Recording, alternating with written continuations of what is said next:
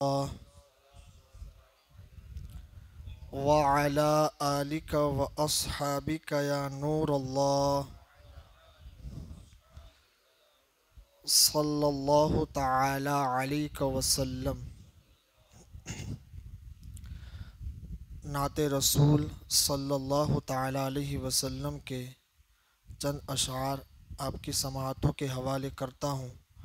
میرے ساتھ مل کر پڑھنے کی کوشش کریں. ہو کرم سرکار اب تو ہو گئے غم بے شمار. ہو کرم سرکار اب تو ہو گئے غم بے شمار. جان و دل تم پر فدا اے دو جہاں کے تاجدار. ہو کرم سرکار اب تو ہو گئے غم بے شمار. ہو کرم سرکار اب تو ہو گئے غم بے شمار. جان و دل تم پر فدا اے دو جہاں کے تاجدار. جان و دل تم پر فدا اے دو جہاں کے تاجدار. میں اکیلا اور مسائل زندگی کے بے شمار. میں اکیلا اور مسائل زندگی کے بے شمار. آپ ہی کچھ کیجئے نا اے شہ عالی وقار. آپ ہی کچھ کیجئے نا اے شہ عالی وقار. ہو سب مل کر پڑھیں. ہو کرم سرکار اب تو ہو گئے غم بے شمار. جان و دل تم پر فدا اے دو جہاں کے. یاد آتا ہے طواف خانہ کعبہ مجھے. یاد آتا ہے طواف خانہ کعبہ مجھے اور لپٹنا ملتزم سے والہانہ بار بار. اور لپٹنا ملتزم سے والہانہ بار بار. ہو کرم سرکار اب تو ہو گئے غم بے شمار جانو دل تم پر فدا اے دو جہاں کے تاجدار گنبد خضرا کے جلوے اور وہ افطاریاں گنبد خضرا کے جلوے اور وہ افطاریاں یاد آتی ہے بہت رمضان طیبہ کی بہار یاد آتی ہے بہت رمضان طیبہ کی بہار ہو کرم سرکار اب تو ہو گئے غم بے شمار جانو دل تم پر فدا اے دو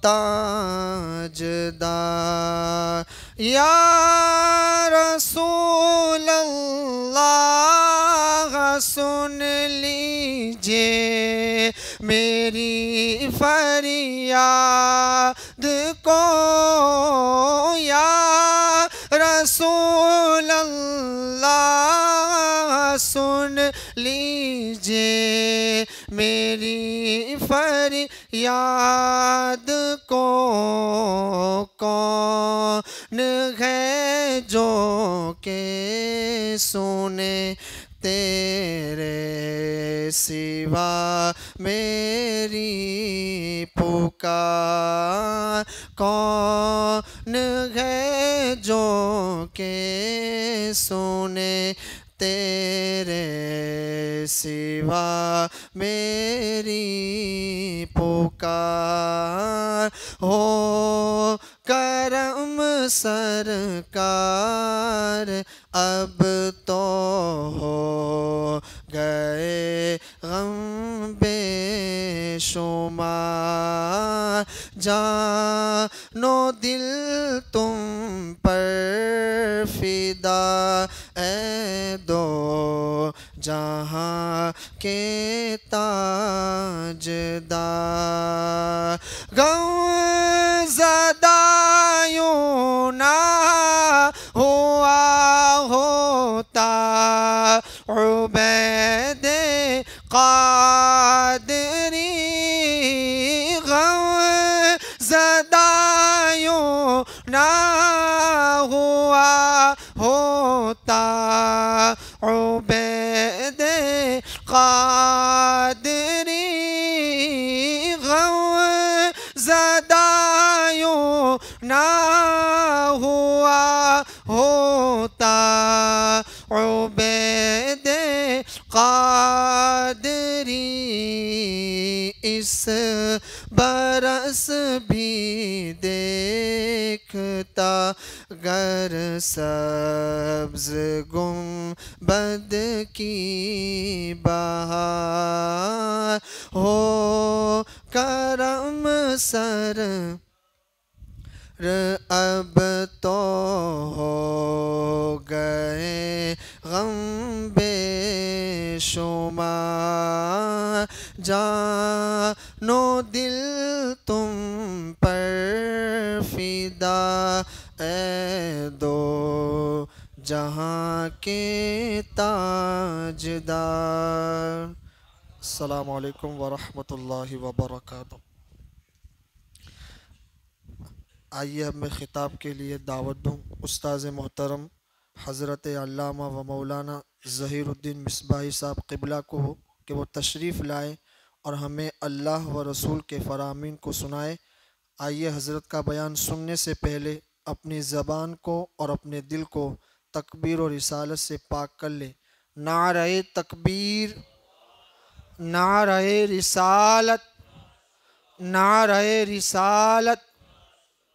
علماء اہل سنت، علماء اہل سنت، مسلک اعلیٰ حضرت، مسلک اعلیٰ حضرت، سنی دعوت اسلامی، سنی دعوت اسلامی۔ نعرہ تکبیر، نعرہ رسالت۔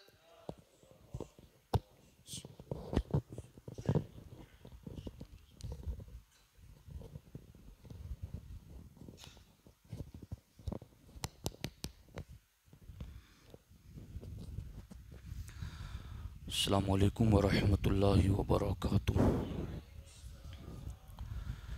الحمدللہ رب العالمین، والصلاة والسلام علی سید الانبیاء والمرسلین وعلی آلہ واصحابہ اجمعین، اما بعد، فاعوذ باللہ من الشیطان الرجیم، بسم اللہ الرحمن الرحیم۔ سبحان الذي أسرى بعبده ليلا من المسجد الحرام إلى المسجد الأقصى الذي باركنا حوله لنريه من آياتنا إنه هو السميع البصير۔ صدق الله العلي العظيم وصدق رسوله النبي الكريم۔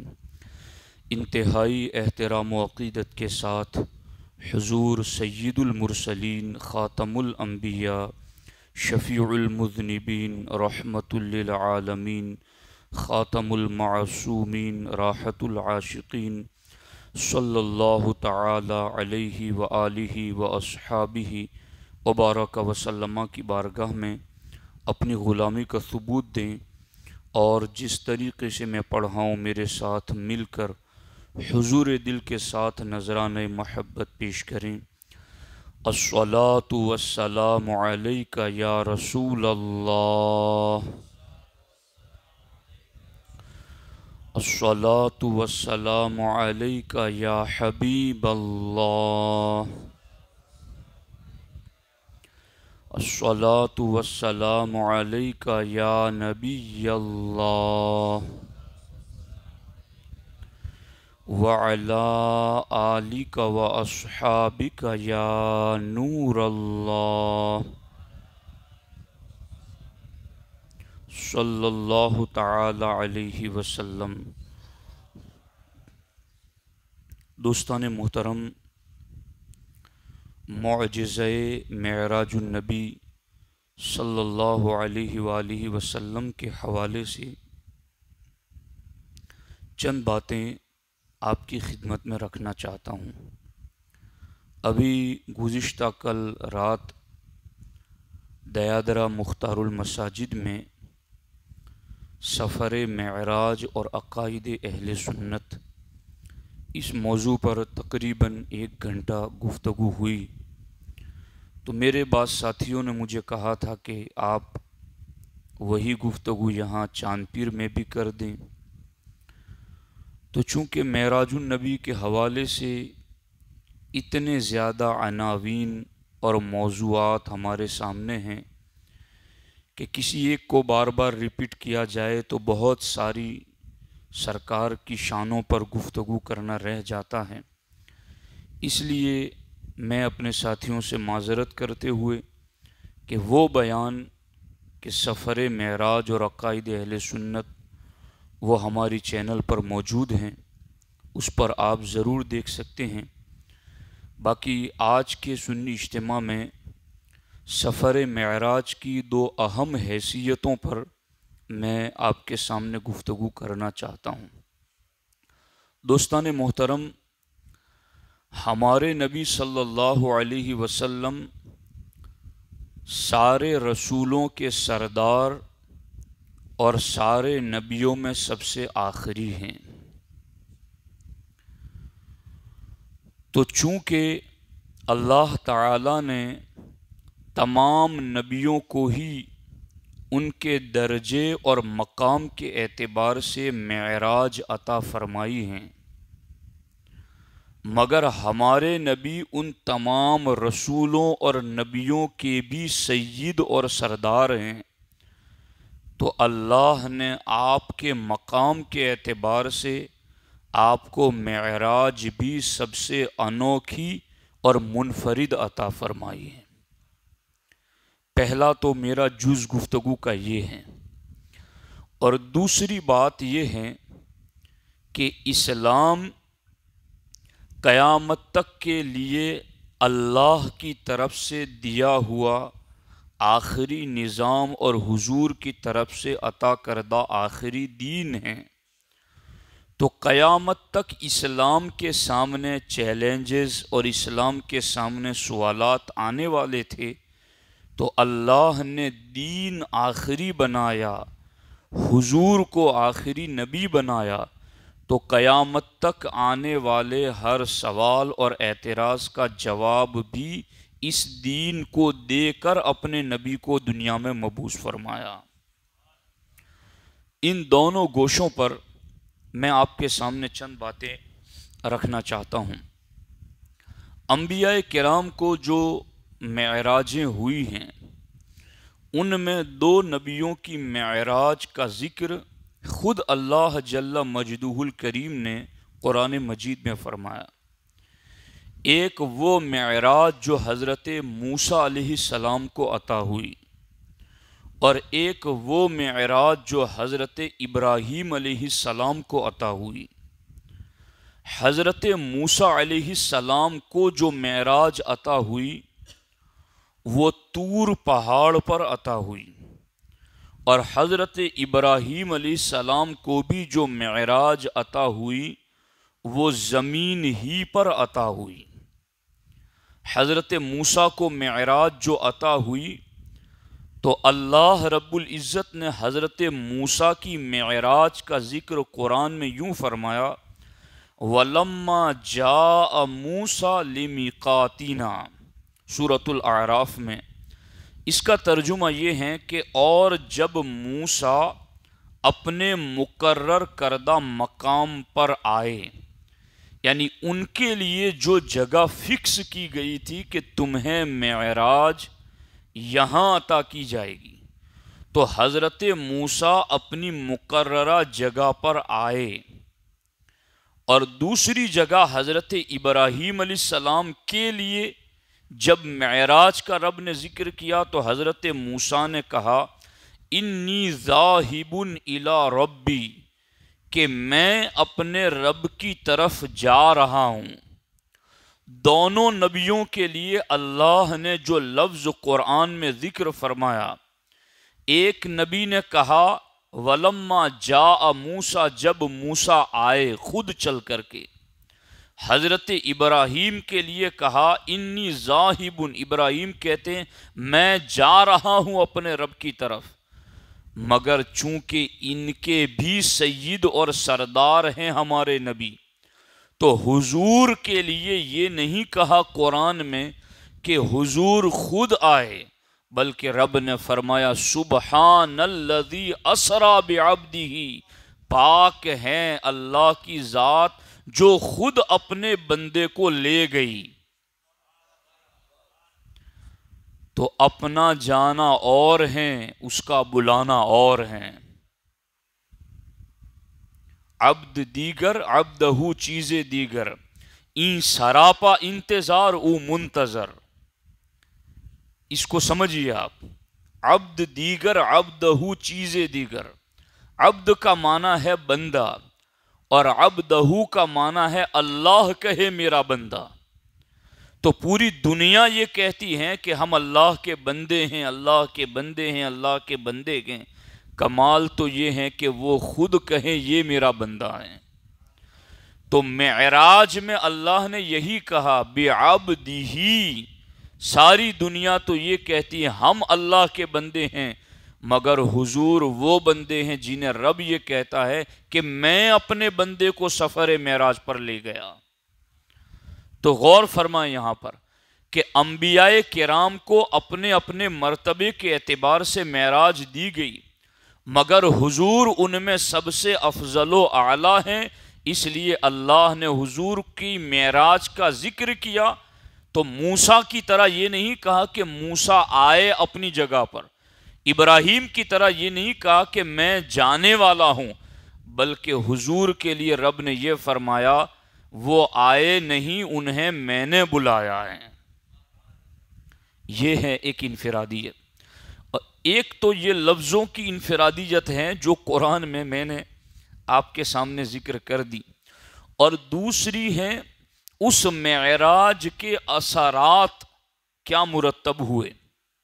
یعنی کیا مطلب کہ موسیٰ علیہ السلام کو معراج کرائی گئی تو موسیٰ علیہ السلام نے طور پہاڑ پر جا کر کہا ربی ارینی انظر الیک، اے اللہ میں تجھے دیکھنا چاہتا ہوں۔ اللہ تعالیٰ نے فرمایا لن ترانی موسیٰ، تم مجھے نہیں دیکھ سکتے۔ بار بار حضرت موسیٰ نے اللہ سے دیدار کا مطالبہ کیا تو اللہ تعالیٰ نے فرمایا ان انظر الی الجبل فإن استقر مکانہ فسوف ترانی، اے موسیٰ اس پہاڑ کی طرف دیکھو، اگر یہ پہاڑ اپنی جگہ پر ٹھہر گیا تو تم میری تجلی دیکھ لو گے۔ اب اللہ تعالیٰ نے قرآن میں فرمایا فلما تجلی ربہ للجبل جعلہ دکا وخر موسیٰ صعقا، کہ جب اللہ جل مجدہ الکریم نے پہاڑ پر تجلی نازل فرمائی جعلہ دکا تو پہاڑ ریزہ ریزہ ہو گیا، پہاڑ ریت میں بدل گیا۔ وخر موسیٰ صعقا، اور موسیٰ علیہ السلام بے ہوش ہو گئے۔ ادھر موسیٰ علیہ السلام نے طور پر اللہ کی ذات کو نہیں دیکھا، صفت کی تجلی کو دیکھا، مگر بے ہوش ہو گئے۔ ادھر حضور فرماتے ہیں میں نے لامکاں میں قاب قوسین او ادنا کی حدوں سے اللہ کو دیکھا، بے ہوش نہیں ہوئے۔ سرکار فرماتے ہیں میں نے رب کو دیکھا تو میرے سینے میں ٹھنڈک محسوس ہونے لگی۔ غور کیجیے، ادھر پہاڑ جل گیا، حضور کے اندر کوئی جلن نہیں بلکہ ٹھنڈک محسوس ہو رہی ہے۔ یہ ہے نبیوں کے امام ہونے کی شان، یہ ہے نبیوں میں خاتم ہونے کی شان، کہ ادھر صفت کی تجلی کی وجہ سے پہاڑ جل گیا، ریزہ ریزہ ہو گیا، حضرت موسیٰ بے ہوش ہو گئے۔ ادھر حضور علیہ السلام نے صفت کو نہیں دیکھا، ذات کو دیکھا، بے ہوش نہیں ہوئے۔ اللہ فرماتا ما زاغ البصر وما طغی، محبوب نے مجھے دیکھا تو نہ آنکھیں بند ہوئی نہ جھپکی، بلکہ محبوب نے دیکھا تو دیکھتے ہی رہ گئے۔ تو یہ ہیں نبی کے افضل المرسلین ہونے پر ان کی شان کے مطابق معجزہ عطا کیا گیا۔ ادھر حضرت موسیٰ جب آنکھ کھلی، آپ کی ہوش میں آئے، آپ کی آنکھوں میں وہ تجلی، وہ حرارت، وہ گرمی آ گئی کہ حدیث پاک میں ہے 40 دن تک جو حضرت موسیٰ کی آنکھ سے آنکھ ملاتا اس کی بینائی بھی غائب ہو جاتی تھی۔ اتنا نور سما گیا تھا حضرت موسیٰ کی نگاہ میں کہ کسی آنکھ میں اس آنکھ کو دیکھنے کی طاقت نہیں تھی۔ اور موسیٰ علیہ السلام کی اس معراج کا یہ اثر، ایک طرف تو یہ کہ لوگوں کی آنکھیں غائب ہو جاتی، دوسری طرف یہ کہ موسیٰ علیہ السلام تاریک اور اندھیری رات میں 30 میل یعنی تقریباً 50 کلومیٹر دور، یوں سمجھو کہ جمبوسر سے بڑوچ تک، اتنے دور رات اندھیری ہو اور پہاڑ پر چونٹی چل رہی ہو، کیڑی چونٹی چل رہی ہو، تو حضرت موسیٰ علیہ السلام اللہ کی صفت کی تجلی دیکھنے کے بعد اتنے دور چونٹی چلتی تو اس کو بھی حضرت موسیٰ دیکھ لیا کرتے تھے۔ یہ ان کی معراج کا اثر ہے کہ انہوں نے اللہ کی صفت کی تجلی کو دیکھا۔ لیکن حضور فرماتے ہیں جب اللہ نے مجھے معراج کرائی فَعَلِمْتُ مَا فِي السَّمَاوَاتِ وَمَا فِي الْأَرْضِ، تو سرکار فرماتے میں نے اللہ کی عین ذات کو دیکھا تو اس کا اثر یہ ہوا کہ آسمان و زمین کی ہر چیز کا علم مجھے دے دیا گیا۔ ادھر حضرت موسیٰ کو معراج ہوئی تو صفت کی تجلی دیکھی، صفت کی تجلی کا اثر یہ ہوا کہ 30 میل یعنی 50 کلومیٹر دور رات میں، دن میں نہیں، وہ بھی رات چاندنی نہیں، اندھیری رات، اور وہ بھی ہاتھی نہیں دیکھتے، چونٹی دیکھتے، لیکن ادھر حضور نے جب اللہ کی ذات کو دیکھا سینے میں ٹھنڈک بھی محسوس ہوئی، اور حضور فرماتے قیامت تک آسمان اور آسمانوں میں، زمین اور زمینوں میں کیا ہے، میں نے رب کو دیکھا، مجھے سب کچھ علم عطا کر دیا گیا۔ یہ ہے حضور علیہ السلام کی معراج۔ حضرت ابراہیم علیہ السلام کو معراج عطا کی گئی تو ایک پتھر پہ کھڑا کیا گیا، اور قرآن کہتا ہے وَكَذَلِكَ نُورِ إِبْرَاهِيمَ مَلَكُوتَ السَّمَاوَاتِ وَالْأَرْضِ کہ ہم نے ابراہیم کو آسمان و زمین کی بادشاہی دکھائی۔ اس آیت کی تفسیر میں ہے کہ حضرت ابراہیم علیہ السلام کے لیے آسمان کھول دیے گئے، اور حضرت ابراہیم علیہ السلام نے زمین پر رہتے ہوئے آسمان کی پوری دنیا کو دیکھ لیا، زمین کی پوری دنیا کو دیکھ لیا۔ یہ حضرت ابراہیم علیہ السلام کا کمال ہے کہ انہیں زمین پر رکھ کر کے آسمان و زمین کی بادشاہت دکھائی گئی۔ یہ حضور کے نبیوں کے امام ہونے کی شان ہے کہ آپ کو اس معراج سفر میں کرائی گئی، اور پھر لامقام سدرۃ المنتہا پر تمام جگہوں پر لے جا کر کے حضور کو پوری دنیا دکھائی گئی، پوری کائنات دکھائی گئی، سارے زمین سارے آسمان دکھائے گئے، اور اس وقت ہی کے لیے نہیں، قیامت تک کا سب کچھ دکھایا گیا۔ تو یہ ہمارے نبی علیہ السلام کے معجزہ معراج کی عظیم شان ہیں۔ دوستان محترم، ایک باپ کی اگر کوئی بڑائی بیان کریں، استاذ کی کوئی بڑائی بیان کریں، پیر کی کوئی بڑائی بیان کریں، تو بیٹا، شاگرد اور مرید خوش ہوتا ہے۔ تو یہاں اگر شاگردی کا رشتہ جڑ جائے، مرشدی کا رشتہ جڑ جائے، باپ ہونے کا رشتہ جڑ جائے، تو پھر اگلے کی بڑائی سے بندہ خوش ہوتا ہے۔ یہاں تو ہمارا رشتہ امت کی حیثیت سے نبیوں کے امام سے جڑ گیا ہے، تو پھر ان کی شان بیان کرنے پر بھی ان کی امت کو ضرور خوش ہونا چاہیے۔ دوستان محترم، اللہ رب العزت نے یوں معجزہ معراج کو تمام نبیوں کے معجزات میں بھی سب سے افضل شان عطا کی۔ اب اس پر بھی بہت ساری جہتیں ہیں جن پر گفتگو اس وقت میں چھوڑ رہا ہوں، اس کو پھر کبھی بات میں لائیں گی۔ دوسری بات جس کی طرف میں نے آپ کی توجہ دلائی تھی وہ یہ ہے کہ قیامت تک کے لیے سائنس، یہود، نصارہ، ان کے اعتراضات کا جواب بھی اللہ نے اسلام کو دے کر بھیجا ہے کہ قیامت تک ایسا نہ ہو کہ کوئی سوال کرے اور اسلام کے پاس جواب نہ ہو۔ دوستان محترم، ماضی قریب کا ایک سب سے بڑا سائنسداں جو گزرا ہے اس کا نام ہے آئنسٹائن۔ یہ قریب کے زمانے کا بہت بڑا سائنسداں گزرا ہے۔ اس نے خود اپنی کتاب میں لکھا جس کا ترجمہ یہ ہے کہ میں نے ریڈیو دوربین کے ذریعہ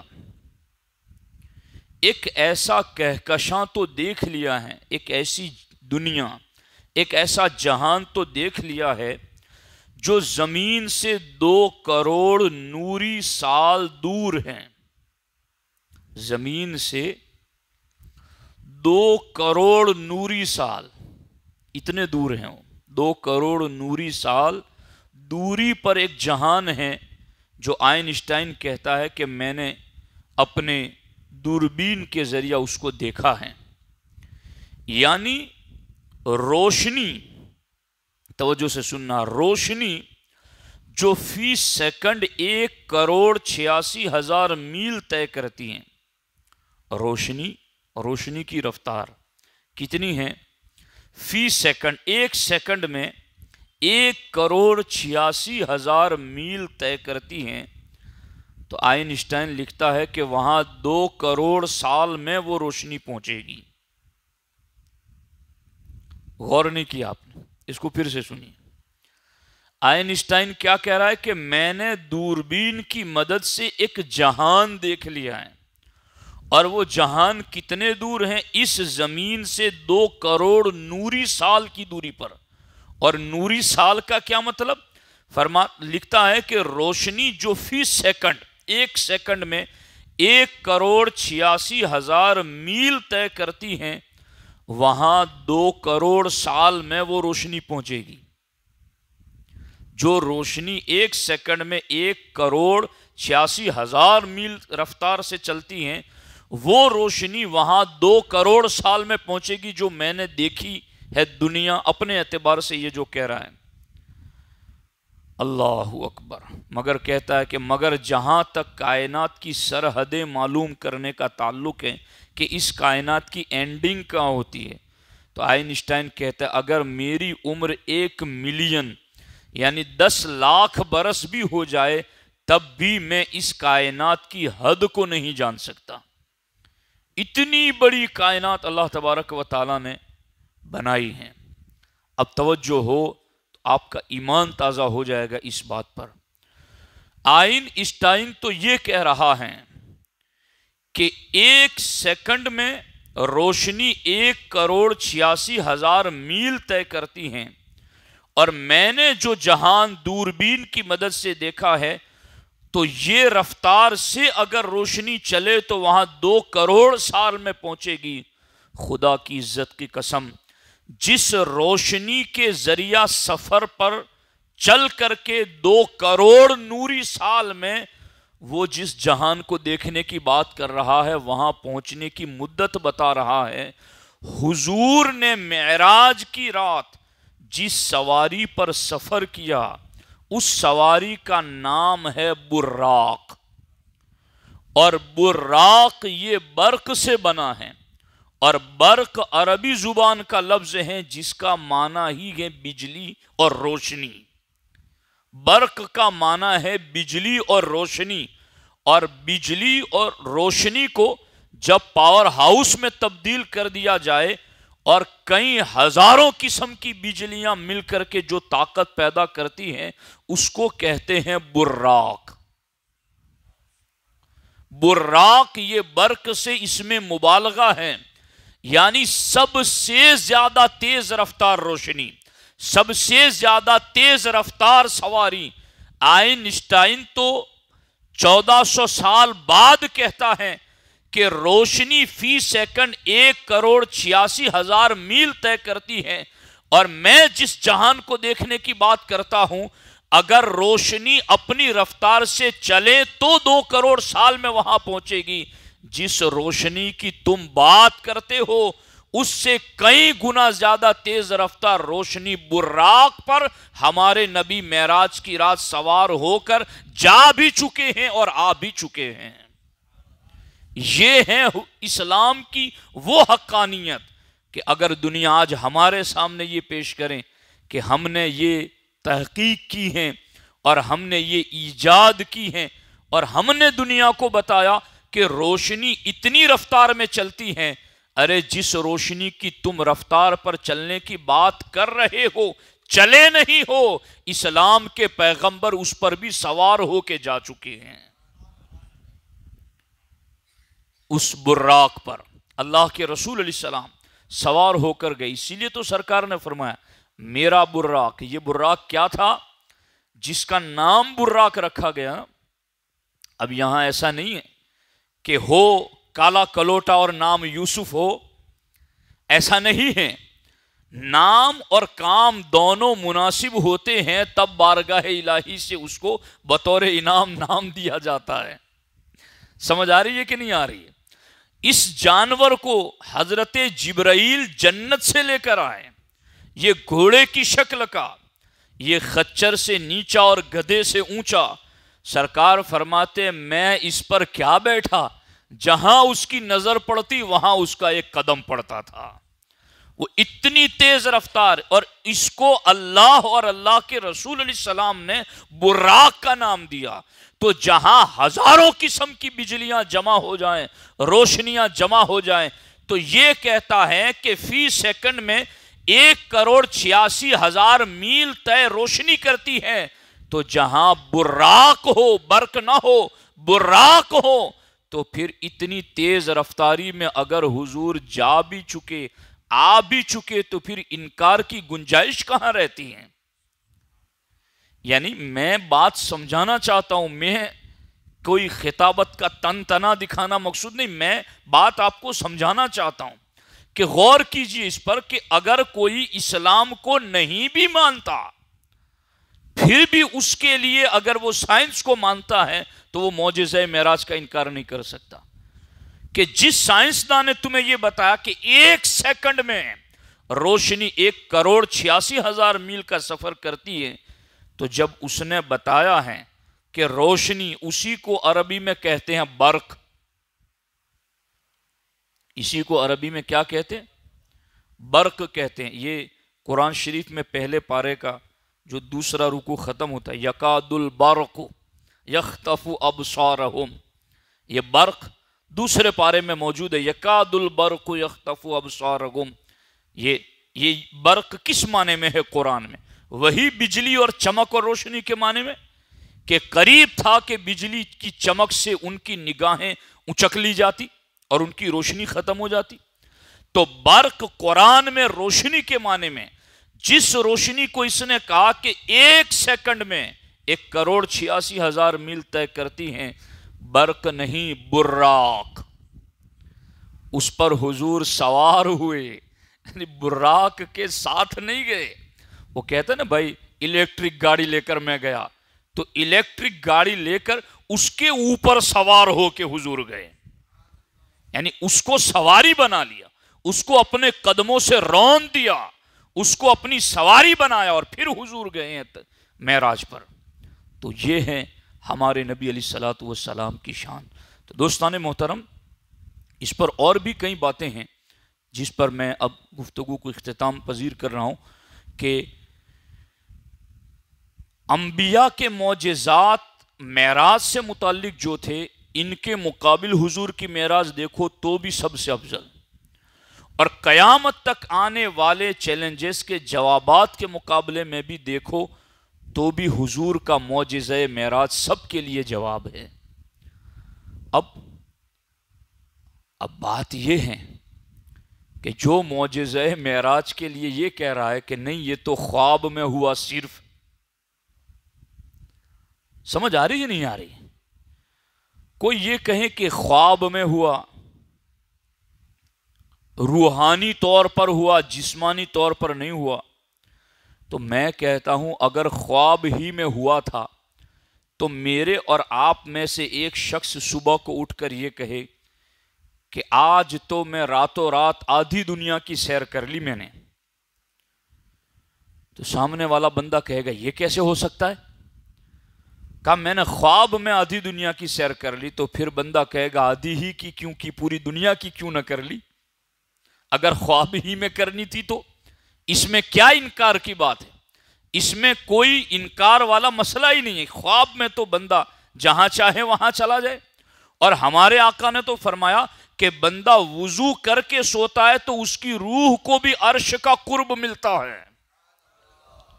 تو یہ تو حضور کا غلام بھی روحانی معراج پاتا ہے جب وہ باوضو سوتا ہے، تو پھر حضور کی شان تو وراء الورا، نبیوں میں بھی وہ سب سے افضل و اعلیٰ۔ تو غور فرمائیں یہاں پر، اب جن لوگوں نے یہ کہا کہ نہیں معراج خواب ہی میں ہوئی، معراج روحانی ہی ہوئی، تو میں کہتا ہوں گئے گزرے لوگوں، کم از کم مکے اور عرب کے کافروں سے ہی سبق سیکھ لو۔ حضور آئے تو ساروں نے کہا کہ انکار کیا انہوں نے، ایسا کیسے ہو سکتا ہے، ایسا کیسے ہو سکتا ہے؟ تو مکے کے کافر بھی یہ مانتے تھے کہ حضور خواب کی معراج کی بات نہیں کر رہے ہیں، جسمانی معراج کی بات کر رہے ہیں۔ اور اسی لیے تو مسلم شریف کی حدیث میں ہے کہ سرکار فرماتے قمت فی الحجر، میں حجر اسود کے قریب کھڑا ہو گیا اور میں نے اپنی رات کے سفر معراج کو بیان کرنا شروع کر دیا، تو لوگ مجھ سے یسألون عن مسرایا، لوگ مجھ سے سفر معراج کی باتیں پوچھنے لگے۔ سرکار فرماتے وہ یہ پوچھنے لگے کہ بیت المقدس گئے تھے، مسجد اقصی کی سیڑھیاں کتنی ہیں، دروازے کتنے ہیں، اس کا رخ کدھر کا ہے؟ سرکار فرماتے جیسے ہی انہوں نے پوچھنا شروع کیا، میرے اللہ نے مسجد اقصی کو میری نگاہ کے سامنے کر دیا، میں دیکھتا جاتا، جو پوچھتے جاتے بتاتا جاتا۔ اگر خواب والی بات ہوتی تو یہ لوگ کیوں سوال کرتے ہیں؟ اور خواب والی بات ہوتی تو تصدیق پر صدیق کو صدیق اکبر کا خطاب کیوں ملتا؟ اور یہ تو آتے آتے سفر سے واپسی میں سرکار نے جبریل سے کہا جبریل یہ میں نے انوکھا سفر کیا ہے آج، تو جبریل میری امت اس بات کو مانے گی کہ میں راتوں رات اتنی دور گیا آیا اور میں نے یہ سب کچھ دیکھا ہے؟ حضور علیہ السلام نے جب یہ کہا کہ میری امت مانے گی تو اس وقت جبریل نے آسمانوں ہی پر کہا تھا حضور کوئی مانے نہ مانے ابو بکر صدیق ضرور مانیں گے، صدیق ضرور مانیں گے۔ یہ ہیں ابو بکر صدیق رضی اللہ تعالیٰ عنہ۔ تو غور کیجیے کہ ہمارے آقا علیہ السلام کو یہ معراج، شیخ محی الدین ابن عربی فرماتے ہیں 34 مرتبہ حضور کو معراج ہوئی ہے، 34 مرتبہ۔ فرماتے ہیں 33 مرتبہ خواب کی حالت میں ہوئی، اور جس کا ذکر قرآن کی اس آیت میں ہے وہ جسمانی جاگتے ہوئے ہوئی ہیں۔ دوستان محترم، ہمارے آقا علیہ السلام کو اللہ نے بہت بلند شان عطا کی، لیکن اب ایک سوال یہ ہے کہ جو لوگ اس کو خواب والی یا روحانی ہی مانتے ہیں ان سے یہ کہو کہ یہ آئنسٹائن کے سوال کا جواب دو، وہ یہ کہے گا کہ ہم نے تو یہ رفتار ایجاد کر لی، ہم تو اس رفتار سے چاند پر جانے کے دعوے دار ہیں، تو تمہارے پاس کوئی اس کا مقابل کوئی چیز ہو تو لاؤ، تو وہ کیا کہیں گے؟ جا کر یہ کہیں کہ نہیں ہمارے نبی بھی خواب میں گئے تھے۔ تو نبی کی شان بیان کرنا ہوگا یا اسلام کو جھٹلانا ہوگا؟ بات سمجھ آ رہی ہے کہ نہیں آ رہی؟ نہیں، ایک طرف کوئی یہ کہے کہ میں ایک گھنٹے کا سفر یہاں سے بڑودہ میں 10 منٹ میں چلا گیا، تو کوئی آدمی کہے کہ میں 1 سیکنڈ میں چلا گیا، کہا وہ کیسے؟ کہا سوتے ہوئے۔ تو غور کر لیجئے کہ یہ کیا سوال، کیا جواب، اور کیسا مذاق بن جائے اسلام کا۔ دوستان محترم، اگر نبیوں میں بھی سب سے افضل نبی کی شان کو سمجھنا ہو تو بھی سنی عقیدہ اپنانا ضروری ہے، اور قیامت تک آنے والے ہر باطل پرست کا جواب بھی دینا ہے تو اس کے لیے بھی سنی عقیدہ ضروری ہے۔ سنی ہی اس کا جواب دے سکتا ہے۔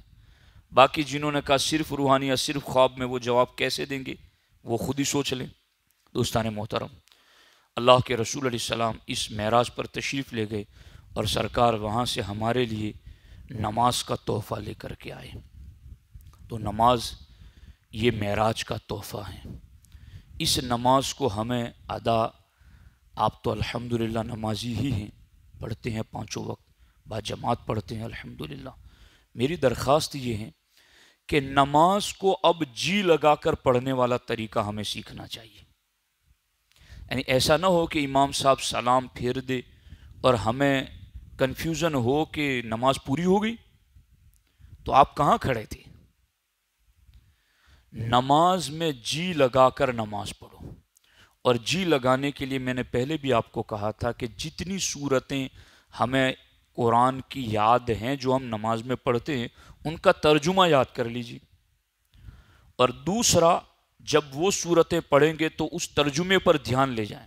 یعنی جب آپ یہ پڑھیں نا ایاک نعبد و ایاک نستعین، تو آپ کے ذہن میں یہ ترجمہ ہو اے اللہ میں تیری ہی عبادت کرتا ہوں اور میں تجھی سے مدد چاہتا ہوں۔ یعنی یہ تو کا لفظ کہہ کر کے جو ہم خطاب کر رہے ہیں اللہ تعالیٰ سے، اس وقت اگر ذہن میں یہ تصور ہو کہ میں کیا پڑھ رہا ہوں، اور یہ بھی تصور ہو کہ میں اللہ کے خاص جلووں کے سامنے کھڑا ہوں، تو پھر نماز میں لذت محسوس ہوگی، پھر نماز میں جی لگے گا۔ تو نماز تو پڑھتے ہی ہیں، اب آگے بڑھیں، نماز کی شرائط جانیں، فرائض جانیں، طہارت جانیں، اور پھر اس کو جی لگا کر نماز پڑھنے کی کوشش کریں۔ اللہ کریم کی بارگاہ میں دعا ہے، اللہ جل مجدہ الکریم مجھے آپ کو سب کو معجزہ معراج کے فیضان سے مالا مال فرمائے۔ السلام علیکم ورحمۃ اللہ وبرکاتہ۔